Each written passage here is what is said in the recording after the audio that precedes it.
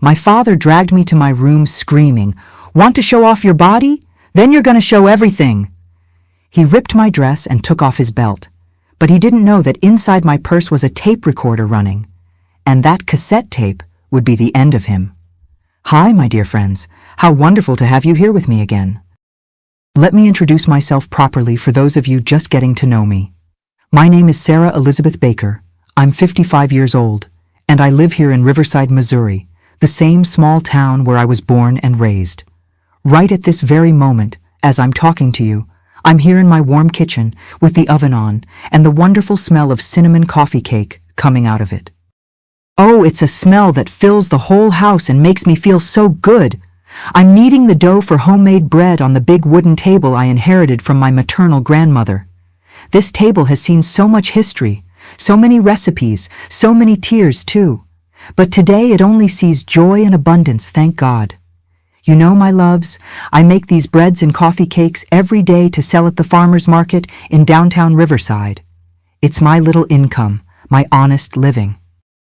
I wake up at 4 in the morning, get my hands in the dough, literally, right? And by 7 o'clock, I'm at my booth with everything warm, fragrant, waiting for my dear customers. Some people come on purpose from other neighborhoods just to buy my cinnamon streusel coffee cake. "Miss Sarah," they say, "you have blessed hands." And I always respond, "Blessed by God, honey, who gave me the freedom to work with dignity." This kitchen here is my refuge, my sacred little corner. The window overlooks the backyard where I have my grape arbor, Concord grapes that I use in my cakes.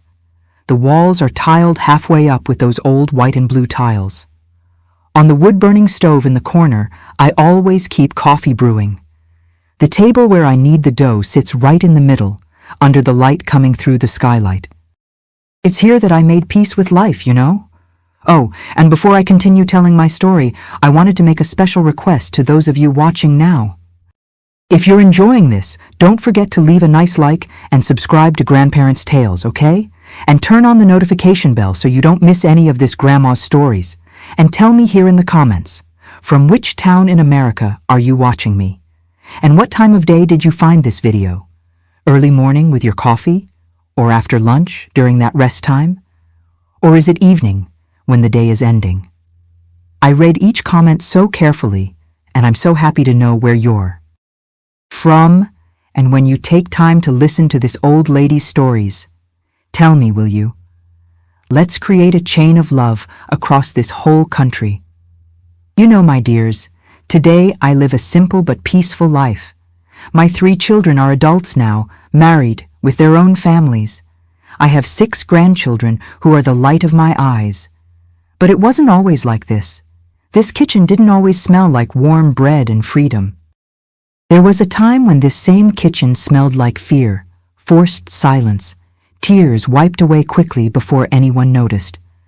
I need to tell you a story that happened to me many years ago, back in 1989, when I was still quite young. A story about a satin dress, about violence, about a father who hid behind the Bible to justify evil, and about how a simple cassette recorder, those old devices we used to listen to music, completely changed the course of my life. It's a heavy story, I know. But it's also a story of courage, of technology saving lives, and how sometimes liberation comes from the most unexpected places. And if there's someone out there going through a similar situation, this story might be exactly what you need to hear today. But to understand how everything happened on that terrible night in 1989, I need to go back a little further in time and tell you what my childhood was like, what my family was like, and what it was like living under the roof of a man the whole town thought was a saint. I was born in 1970, right here in Riverside. My father's name was Roger Baker and my mother, Helen Johnson Baker. I had an older sister, Nancy, who now lives in Kansas City, and I only keep in touch with occasionally by phone, and a younger brother, Leo, who unfortunately died in a motorcycle accident in 1995. God rest his soul. Our house was on Maple Street, right near the Lutheran church where my father was a deacon. It was a white wooden house with blue shutters and a little iron gate that creaked every time it opened. It had 3 small bedrooms, A living room with a brown leather sofa you couldn't sit on without asking permission. A kitchen with a wood-burning stove, and a bathroom in the back of the yard. The backyard was large, full of apple trees, and a grape arbor that produced Concord grapes, the same ones I grow to this day. My father worked on a tobacco farm.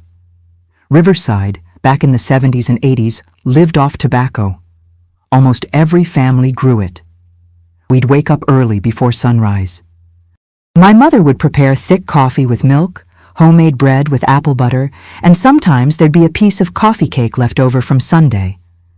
My father would leave for the fields with his lunchbox under his arm and only return when the sun was setting, with that strong smell of tobacco stuck to his clothes. My mother, Helen, was a tiny woman, thin, with brown hair always pulled back in a tight bun. She took care of the house, the garden, the three of us, and still did sewing work on the side to supplement the income. She sewed dresses, repaired clothes, did embroidery on tablecloths to sell at church events. I remember her always with a needle in her hand, always busy, always silent. She didn't sing while she worked like the other mothers of my friends. She was too quiet, too silent. When I was about 5, 6 years old, I loved playing in the backyard with Nancy. We'd make little houses under the grape arbor, play school using pebbles as chalk on the dirt floor, play hopscotch that we'd draw with charcoal. Leo was still very small, stayed in the crib or crawled around the house. I had little friends from the neighborhood too, Jennifer, Michelle, Amanda. We'd play ring around the rosy, tag, hide and seek among the apple trees. But there was one detail I only understood much later. We could only make noise when my father wasn't home.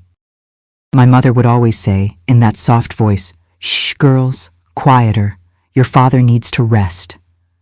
Even when he wasn't there, she'd say this, as if she were training us to fear noise, joy that was too loud.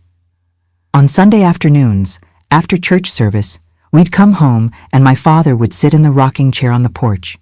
He'd read the newspaper, smoke those cheap hand-rolled cigarettes, and just sit there, serious, frowning. My mother would prepare lunch, always pasta with chicken, sauerkraut, potatoes. We'd eat in silence. You couldn't talk at the table. He said, "Children don't speak when adults are eating." Nancy and I would exchange glances, but we didn't dare say anything.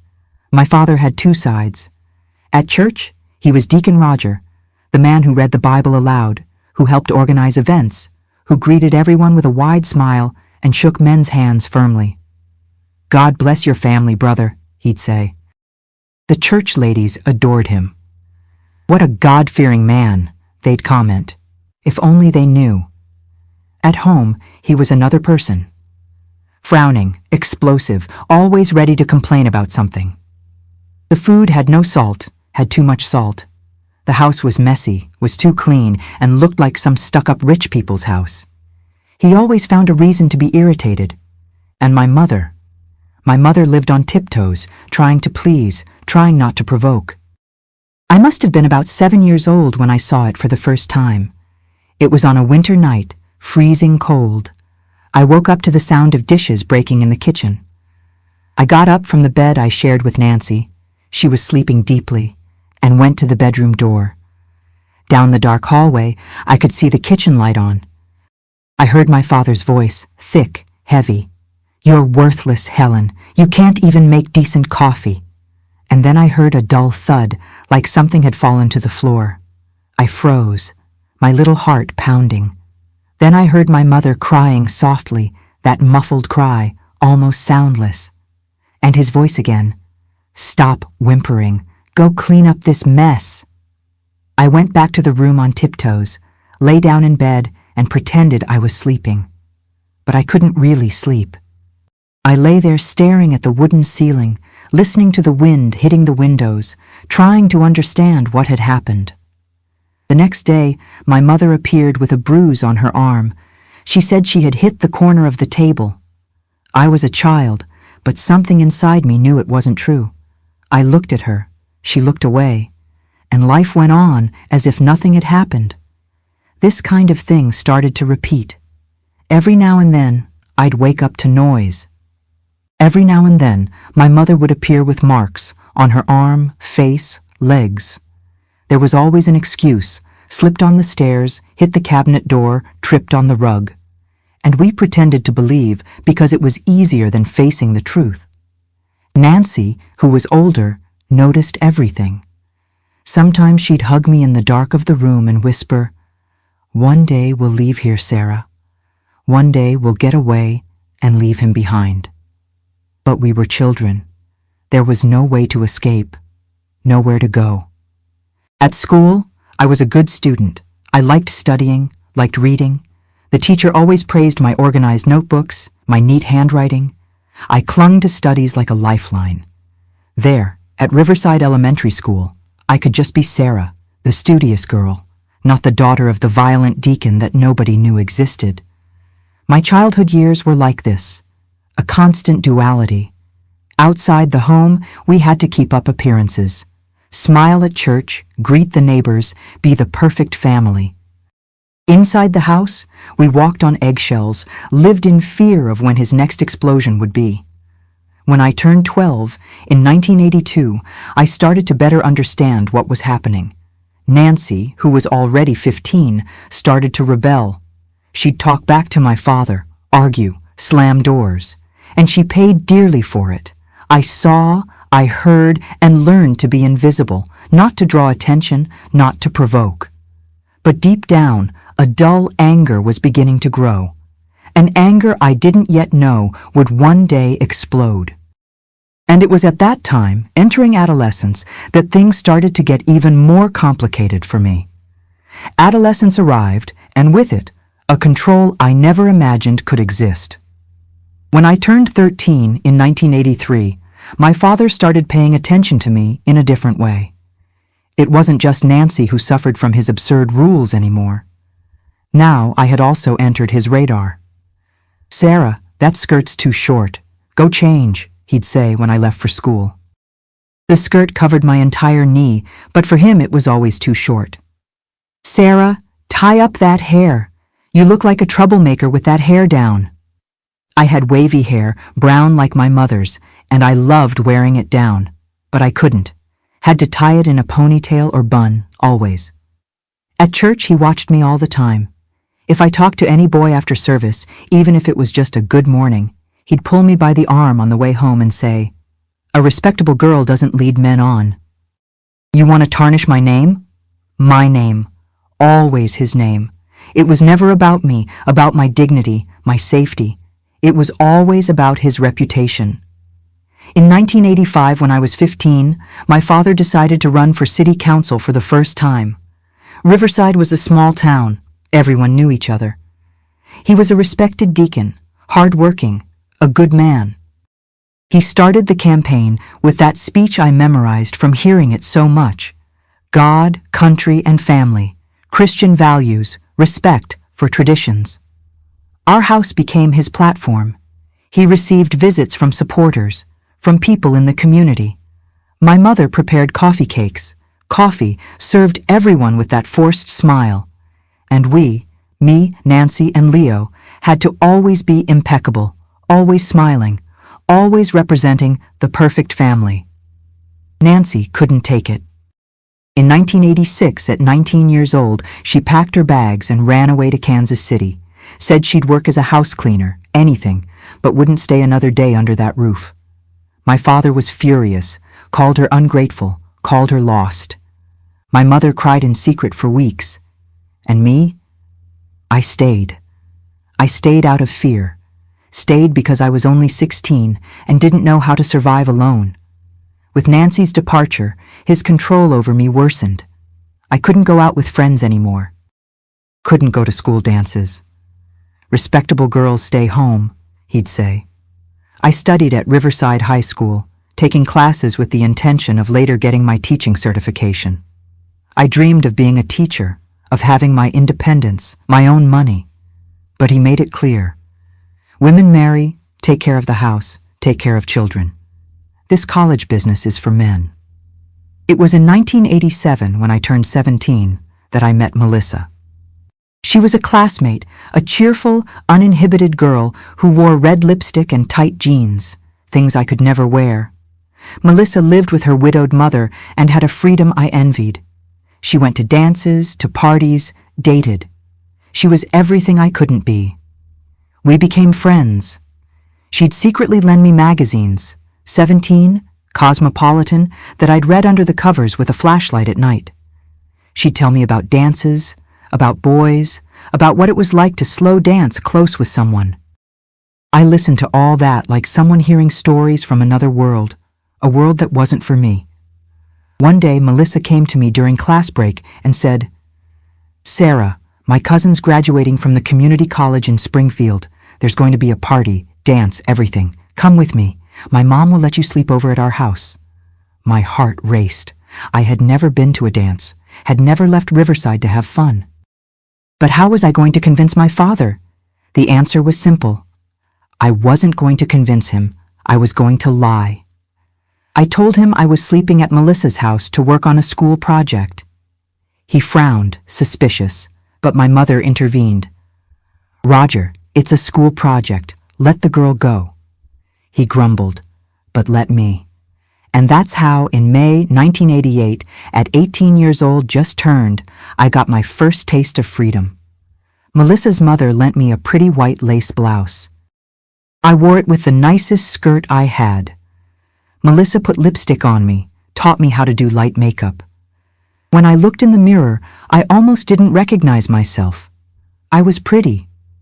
I looked like a normal girl, not the repressed daughter of the deacon. The dance was wonderful. Music, people laughing, dancing. I danced too, shy at first, but then I loosened up. A boy asked me to dance, Brandon, someone's cousin there. He was kind, polite. We talked, laughed. Nothing major. But for me, that was huge. It was the first time a boy treated me like a person, not like walking sin. I came home the next day feeling alive for the first time, but also afraid. Afraid that someone had seen, had told. My luck was that Springfield was far enough away. But that taste of freedom left me restless. I wanted more. I wanted to live. In 1989, at 19 years old, I entered the teaching certification program at the community college. My father let me, somewhat reluctantly, because he saw it as a way for me to help educate my future children. He didn't understand that, for me, this was an escape route. Teachers earn a salary. Teachers have independence. It was also in 1989 that he ran for city council again. The campaign was more heated. He was more nervous, more controlling. He demanded from me and my mother an image of absolute perfection. "You are a reflection of me," he'd scream. "Any slip-up from you ruins me."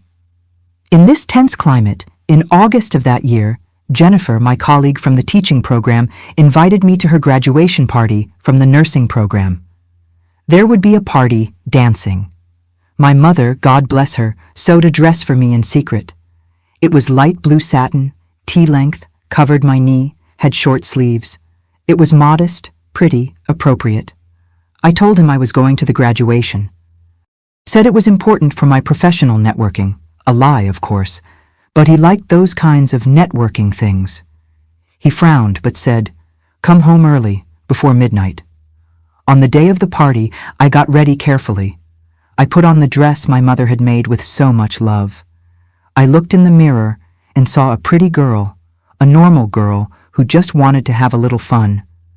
I grabbed my purse, a small black shoulder bag I carried everywhere, and inside I put my Walkman. It was a portable cassette player that I had gotten from Nancy one Christmas. I used it to record college lectures and to listen to music on the radio. I don't know why, but that night I put a blank cassette tape in the Walkman. Sometimes I'd record music at parties to listen to later, little souvenirs of happy moments that I collected like treasures. The party was beautiful. I danced, talked, laughed. I felt light. But as the clock advanced, the fear grew. 11:30. I needed to leave. I got a ride with Jennifer and her boyfriend. I got home 10 minutes before midnight. When I opened the gate, the house was completely dark. I thought it was strange. Usually there was at least one light on. I opened the door slowly.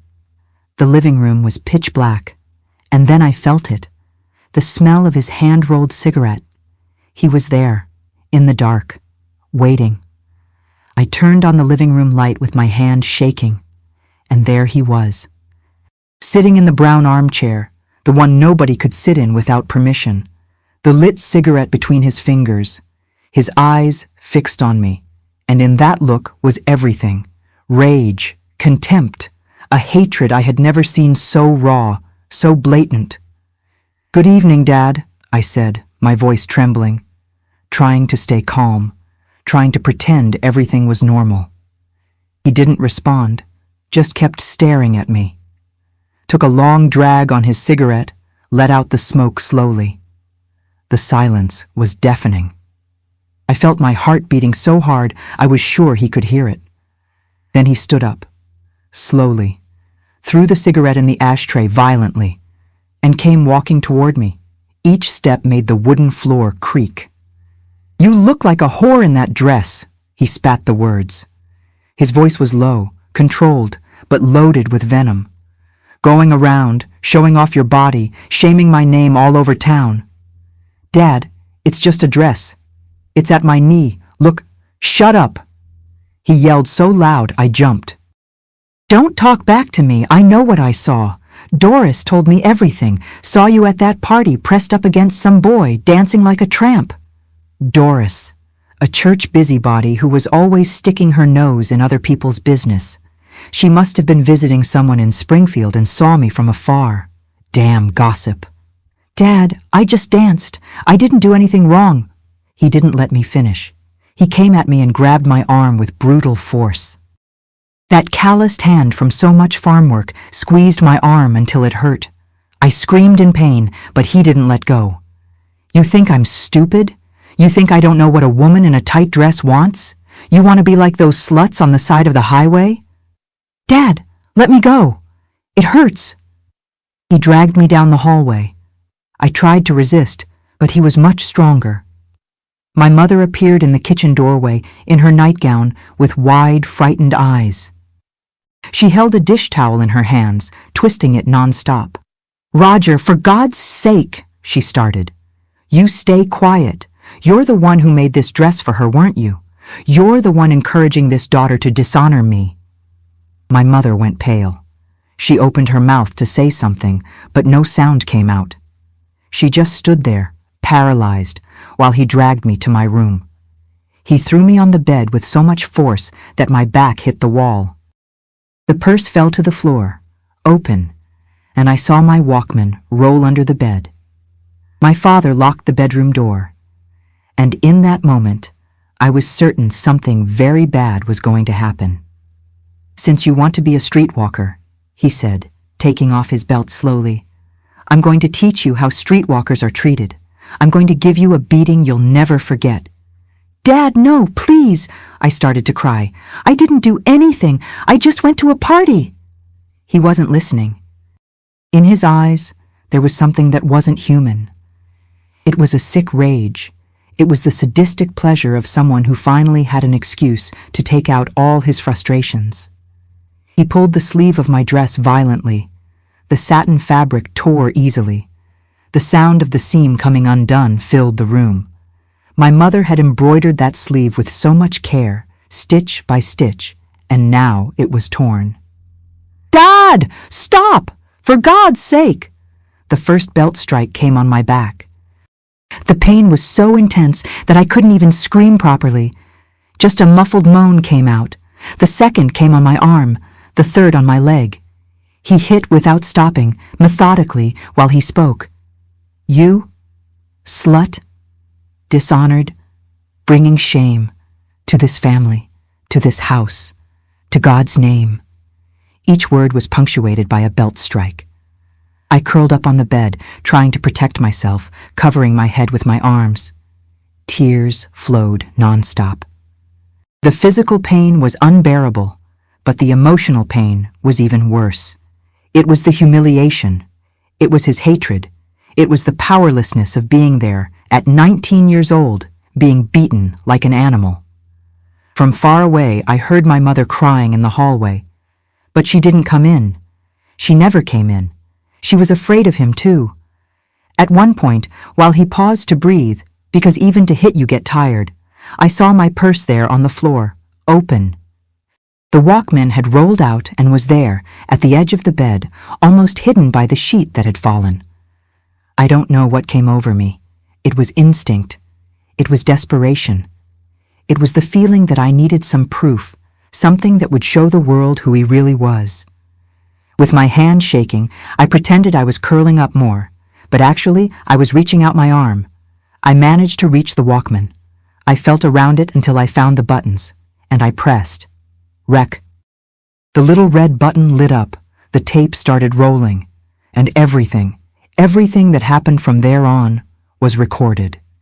He went back to hitting, and this time, screaming horrible things, curses I didn't even know he knew, dirty, obscene words that completely contradicted the man of God image he projected. You filthy bitch! You think I don't know you went out there to screw around? Women who wear dresses like that are asking for it, asking to be used. I couldn't even cry anymore. The pain had become just a constant tingling. I had entered a kind of trance, a distant place where my body was there being beaten, but my mind was far away. At some point, I don't know how much time passed, maybe 10 minutes, maybe 20, he stopped, got tired, put away the belt, stood there, breathing heavily, looking at me with disgust. You're not leaving this house anymore, he said, with that cold voice. Tomorrow you go to school, come straight back here, and stay locked in your room until you learn to be a proper girl. Understood? I didn't respond. Couldn't speak. Understood, he yelled. Yes, I whispered. He unlocked the door and left, slammed the door hard. I heard him going to the kitchen, heard him asking my mother for water as if nothing had happened, as if he hadn't just beaten his own daughter. I lay there, fallen on the bed, staring at the ceiling, the dress torn, the body sore, the soul shattered. And then I remembered, the recorder, it was still recording. I turned it off carefully, rewound the tape a little, put it to my ear and pressed play. His voice filled my ear, clear, sharp. You filthy bitch! You think I don't know you went out there to screw around? It was all there. Every scream, every curse, every sound of the belt cracking, my screams, my crying, even the sound of the dress ripping. I looked at that cassette tape in my hand. And for the first time that horrible night, I felt something besides pain. I felt hope. That tape was my weapon. It was my proof. It was his voice confessing who he really was, without masks, without pretense. I hid the tape at the bottom of the drawer, under the clothes, wiped away the tears. And even with my whole body aching, I managed to sleep. Because for the first time in my life, I had something he didn't have. I had the truth recorded. I woke up with my body aching as if I'd been hit by a truck. Every movement was agony, my arms bruised, my back burning, my legs marked. I tried to sit up in bed and a sharp pain ran through my spine. I let out a low moan, muffled, afraid he'd hear from the other room and come finish the job. I got up slowly, every muscle protesting. I went to the small mirror hanging on the bedroom wall, that one with the plastic gold frame I'd gotten for my birthday years ago. I took off my pajama top carefully. The fabric scraping against the wounds made me gasp in pain, and looked. My God. My body was covered in purple and red marks, some already swollen, others in the shape of perfect stripes where the belt had fallen, bruises that would map his violence for weeks, maybe months. There was a huge purple mark on my left arm, in the exact shape of his fingers when he grabbed me. Another on my back, just below the shoulder. My legs with welts that went from hip to knee. I touched my fingers to one of the marks and felt the sharp pain radiate. I started crying again, but this time it was different. It wasn't just physical pain. It was rage. A dull, deep, visceral rage that came from a place inside me I didn't even know existed.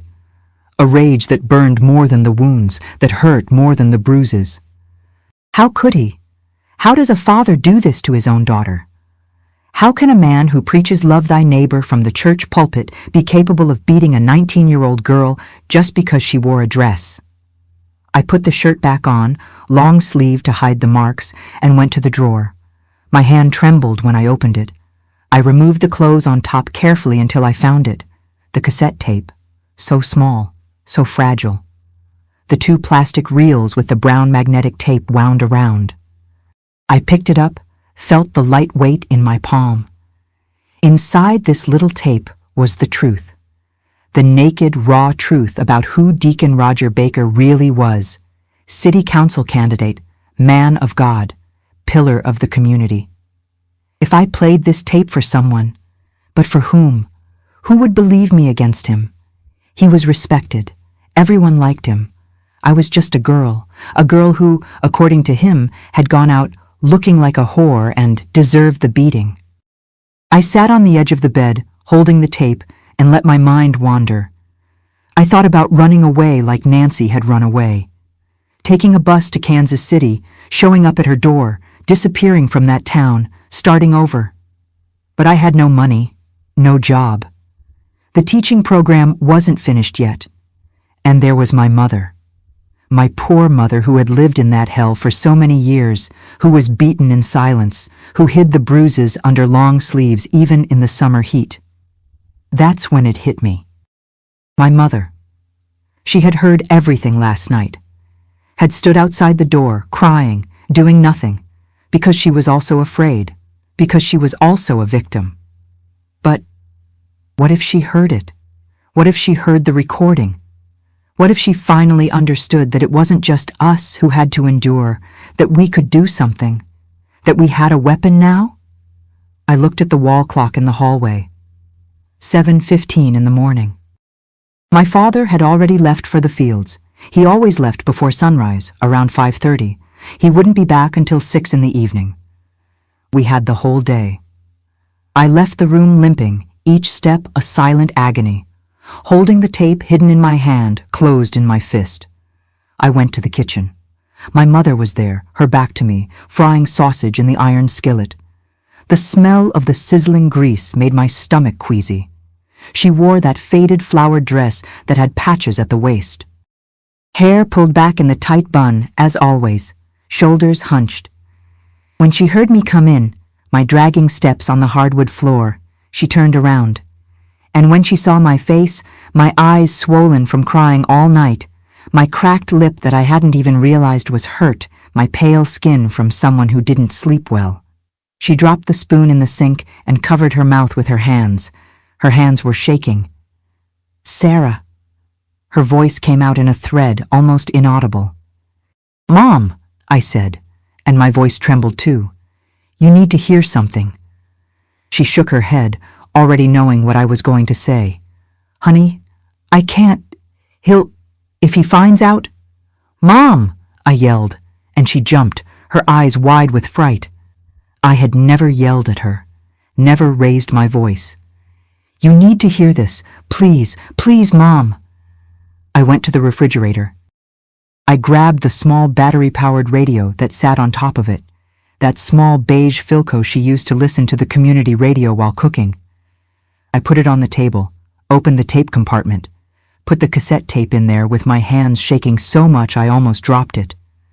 My mother stood there petrified, her face pale as candle wax, her hands gripping the dish towel, twisting it non-stop in a nervous, repetitive movement. "Sarah, don't," she whispered.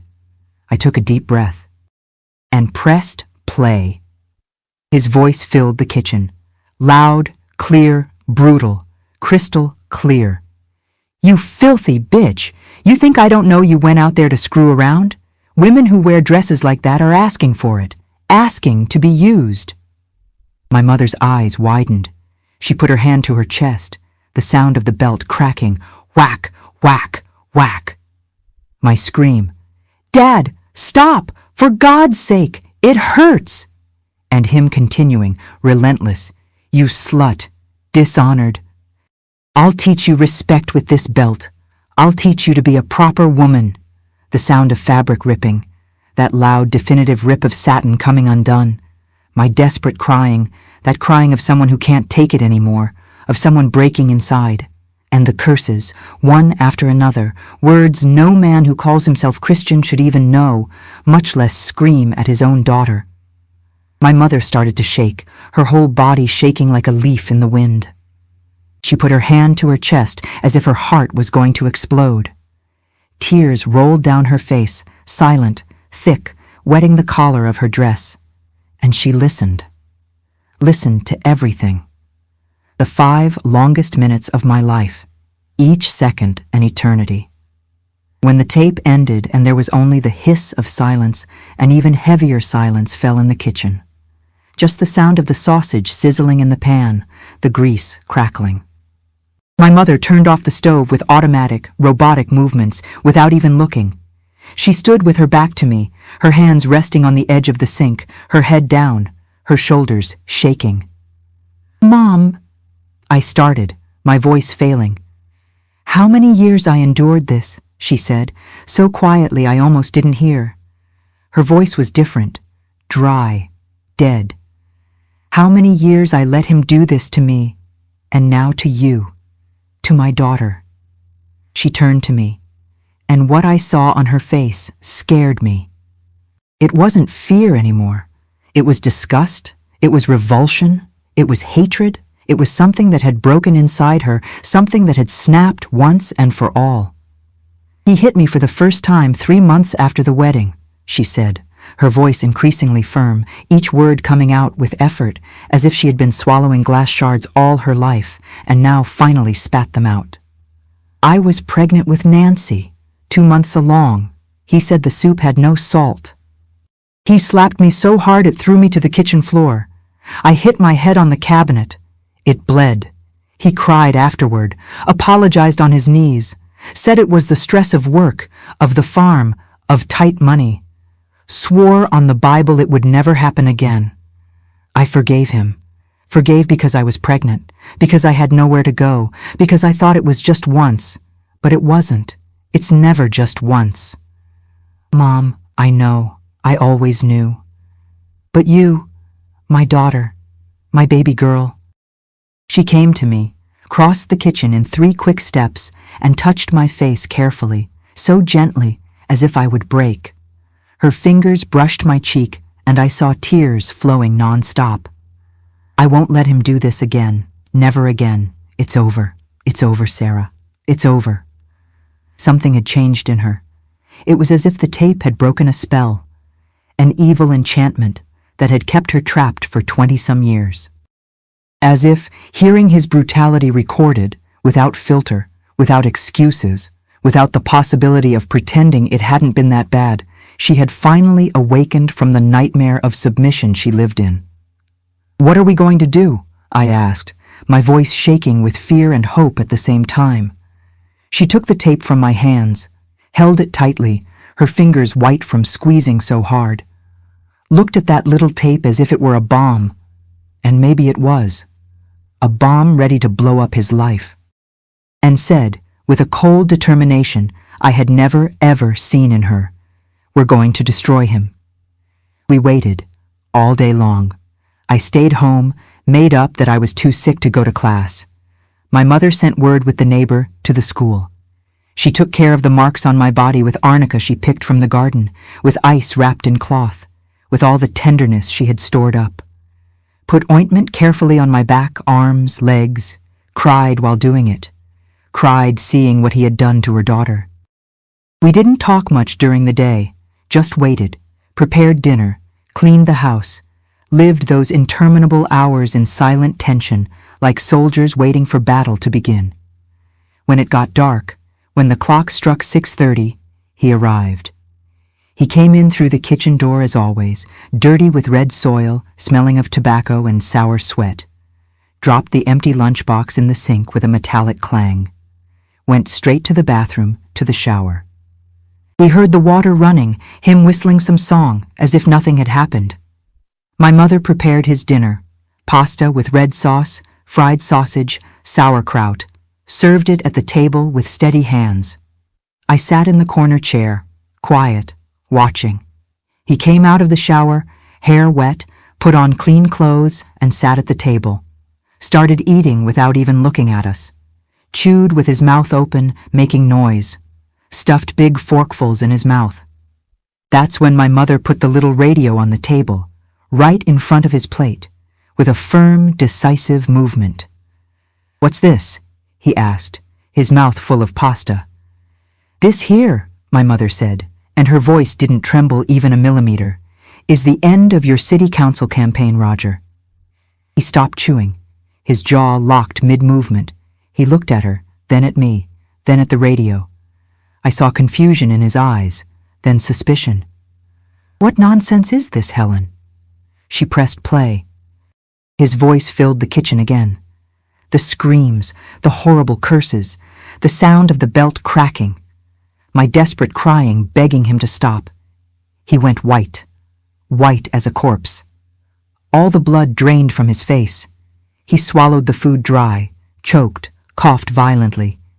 He jumped up from the chair, knocking it backward with a crash, and tried to grab the radio, but my mother was faster. She ripped the tape out and held it against her chest, protecting it with both arms. "You're not going to lay a finger on this tape," she said. "Give me that now, Helen!" He screamed, his voice already hysterical, high-pitched. "Give me that now!"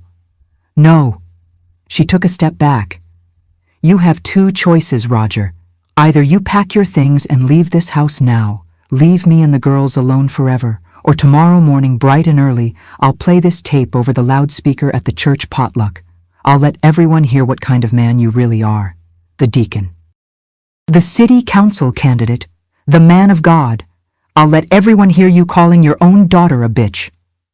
He was silent. His face red now, veins bulging in his neck, breathing heavily. I saw desperation in his eyes.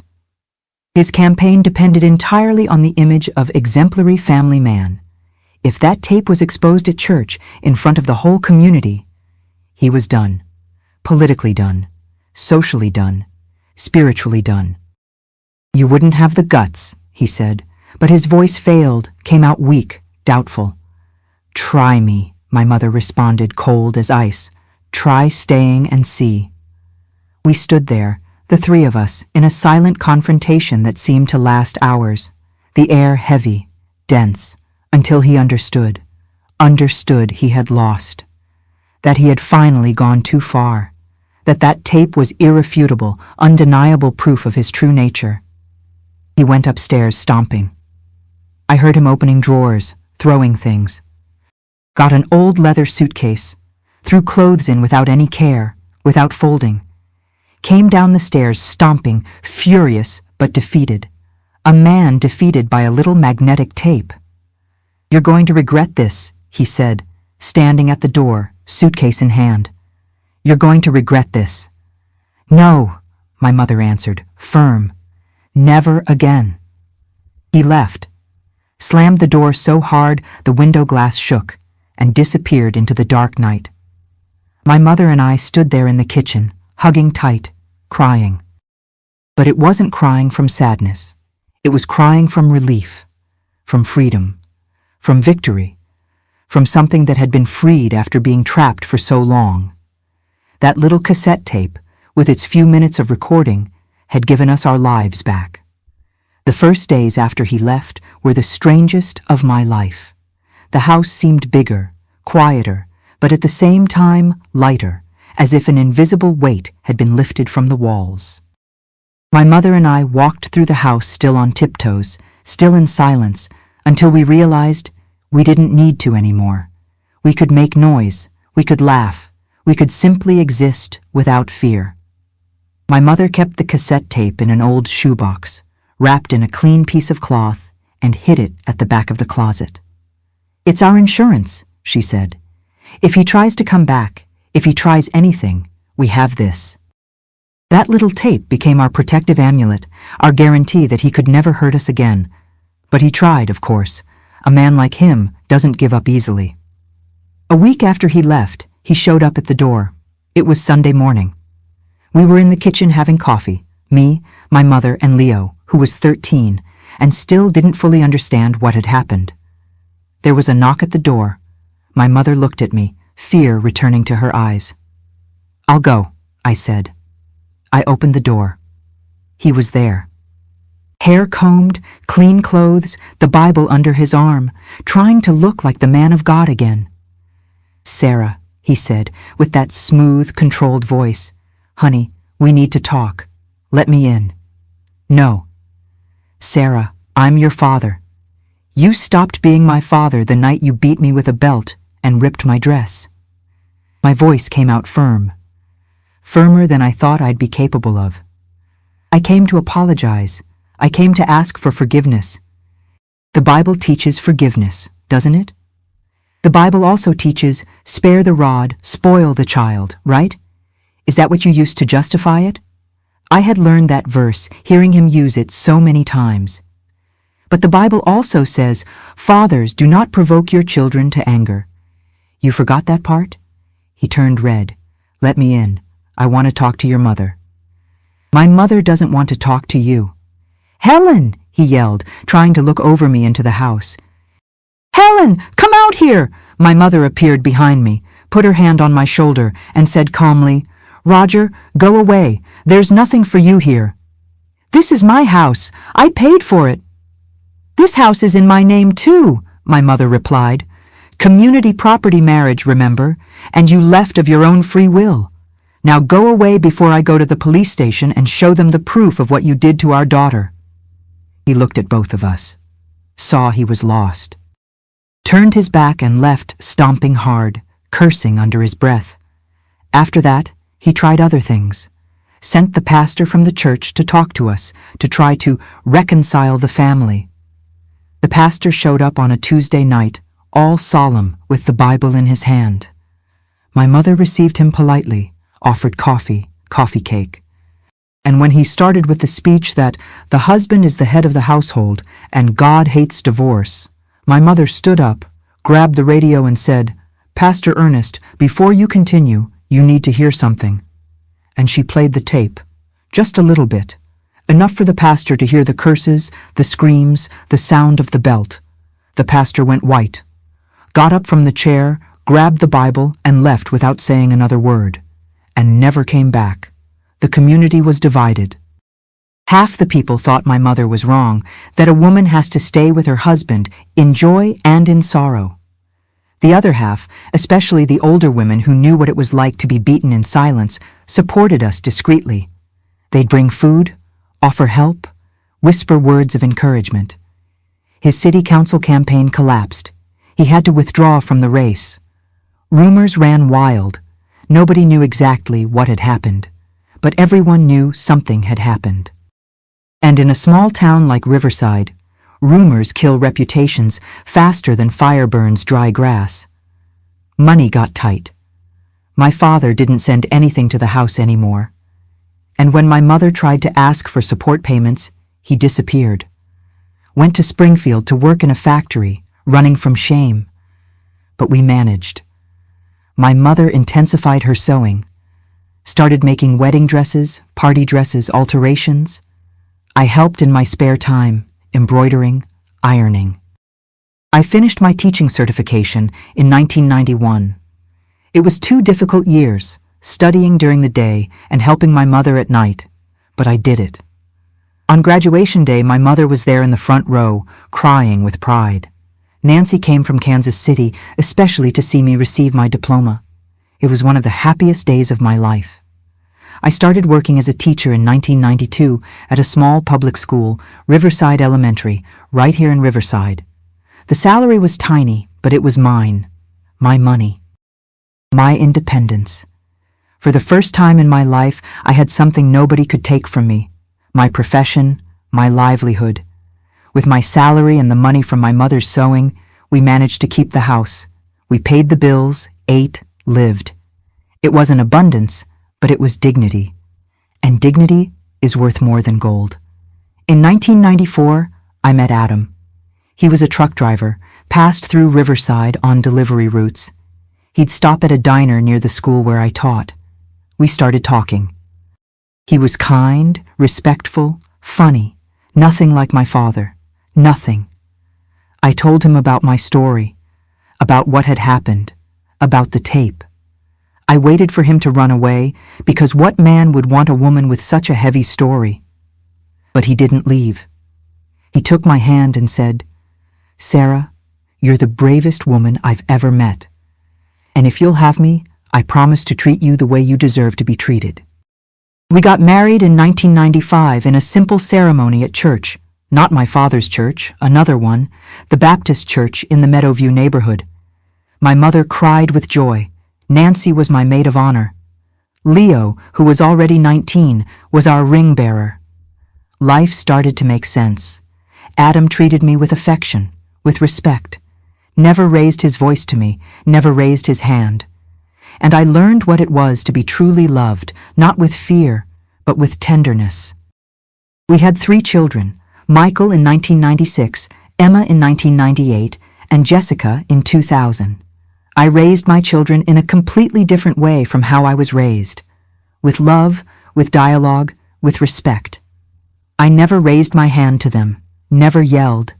I taught them that violence is never, ever the answer. My father? He died in 2010, alone in a rental apartment in Springfield. Had a massive heart attack. When the news came, I felt nothing. Not sadness, not anger, just emptiness. Adam asked if I wanted to go to the funeral. I said no. That man had died for me a long time ago, on that August night in 1989.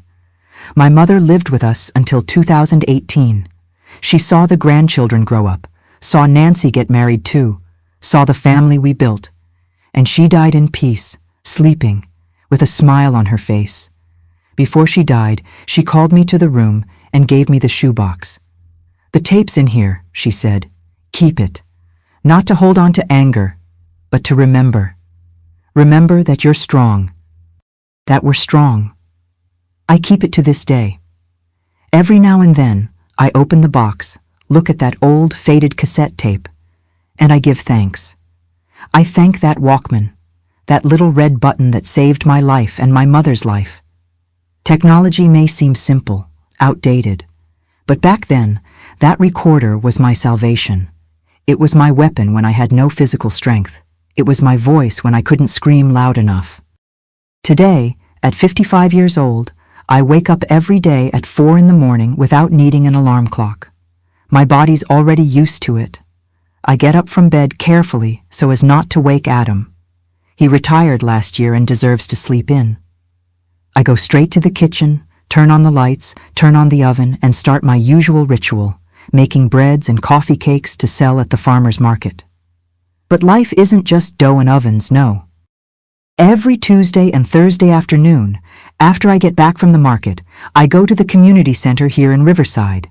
There, I teach adult literacy classes. They're mostly women, ladies between 40 and 70 years old who never had a chance to study.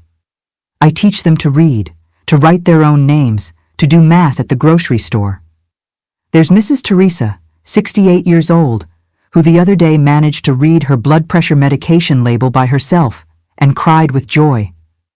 There's Rose, 52, who's learning so she can read the messages her children send on their cell phones. Each of their achievements is my achievement too. I know what it's like to have no voice, no power, and education gives that voice and power. On Saturdays, I do something that fills my heart in a way I can't even explain. I visit the Mary's House shelter, which cares for women victims of domestic violence. I bring coffee cakes, breads, cookies that I make especially for them. I sit in the shelter's little lounge and talk. Just talk. I listen to their stories, stories that are so similar to mine, and when they ask for advice, I tell them. I tell them about the night in 1989. I tell them about the cassette tape. I tell them it's possible to leave. It's possible to start over. "Did you report him to the police?" they always ask. I didn't need to, I answer. I used the weapon I had in my hand, the recorded truth. Each of you has a different weapon. Sometimes it's the police, sometimes it's family, sometimes it's simply the courage to pack a bag and leave.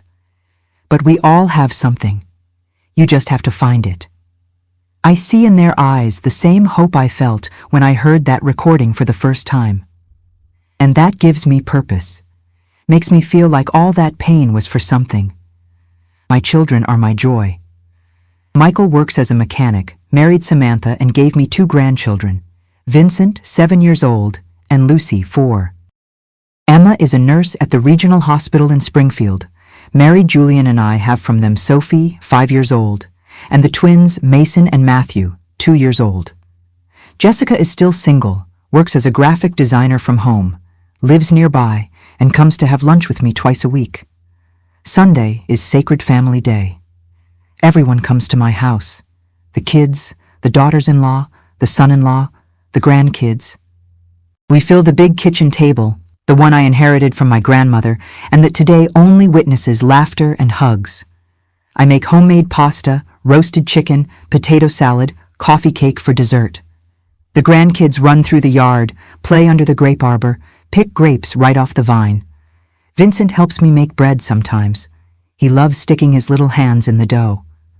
Adam, my companion of 30 years, is my safe harbor. He takes care of the grape arbor, harvests the grapes, helps make the jam I use in my coffee cakes. In the morning, while I knead the dough, he drinks coffee sitting in the chair near the stove, and we talk about everything and nothing. He treats me like a queen. To this day, after 3 decades together, he still opens the car door for me, still brings me flowers out of nowhere, still kisses my forehead before bed. On Wednesday nights, I participate in the Women Who Inspire discussion group at the public library. We're 10, 12 women of various ages who get together to talk about overcoming, about challenges, about life. Each week one tells her story. I've told mine a few times. There's always some young woman who hears it and leaves there different, stronger. I have a routine that's good for me. I wake up early, work with my hands, teach those who need it, help those who suffer, love my family, and sleep with a clear conscience. I don't have luxury, I don't have wealth, but I have peace. And peace is a treasure that can't be bought. The cassette tape remains stored in my closet, in the same shoebox my mother gave me. Sometimes I open the box, pick up the little tape, feel its light weight in my hand.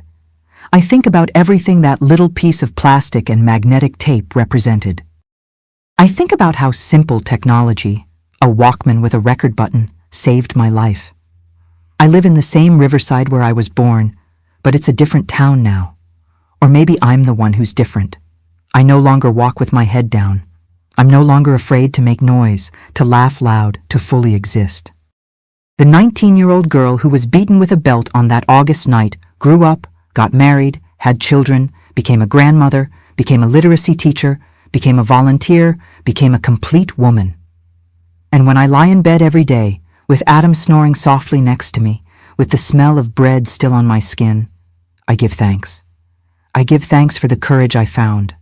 I give thanks for the mother who found her own courage. I give thanks for the Walkman. I give thanks for the tape that recorded the truth. I give thanks for being alive, free, and at peace. Life today is simple, but it's mine, and nobody, ever again, will take that from me. If you've made it this far and are listening to me now, I need to say something very important. If you're living in a situation similar to what I lived through, if there's someone in your house who hurts you, who humiliates you, who raises their hand to you, and then apologizes with the Bible in hand, you don't have to accept that. It doesn't matter how many times he says it's discipline, that it's for your own good, that God commanded him to be the head of the household. God never, ever told anyone to beat, curse, or destroy another person. I learned the hard way that violent men don't change with prayer. They don't change with forgiveness. They don't change because you promise to be better, behave right, not provoke. You know why? Because the problem was never you. The problem was always him. The violence is in him, not in you. And I'll tell you something else I learned. Document everything.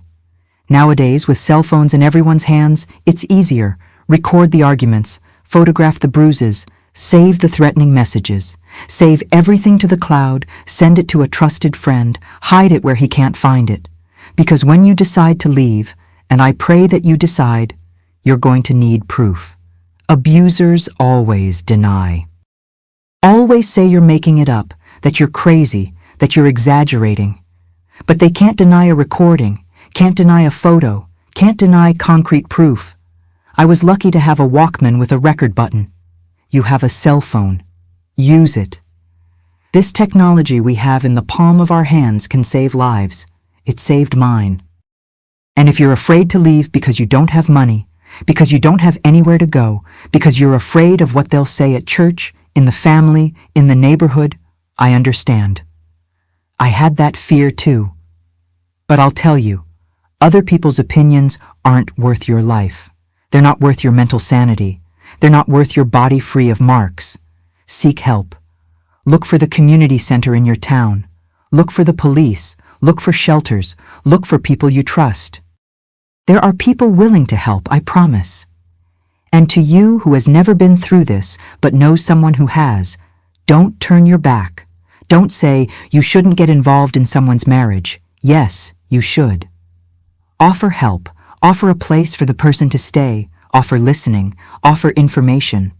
Sometimes a word of support, a hug, an open door is all a woman needs to have the courage to leave. I left. My mother left. And today, we live in peace. It wasn't easy, it wasn't quick, but it was possible. And if it was possible for me, it's possible for you too. Life after violence exists, peace exists. True love, the kind that doesn't hurt, doesn't humiliate, doesn't destroy, that love exists. I found it, and you will find it too. Now, my dear friends, I want to make a special request. If this story moved you, hit that subscribe button down here now and turn on the notification bell. I need this message to reach more people, more women who need to know there's a way out. There's hope. And leave me a very special comment. Tell me where you're watching from and what time it is there. Write like this. Watching from your city at time in the morning, afternoon, evening. I read each comment and I'm so happy to know this story is reaching people from all corners. Let's create a map of strength and courage across this whole country. Comment now, don't leave it for later. A kiss to the heart of each of you, and God bless. See you soon, my loves.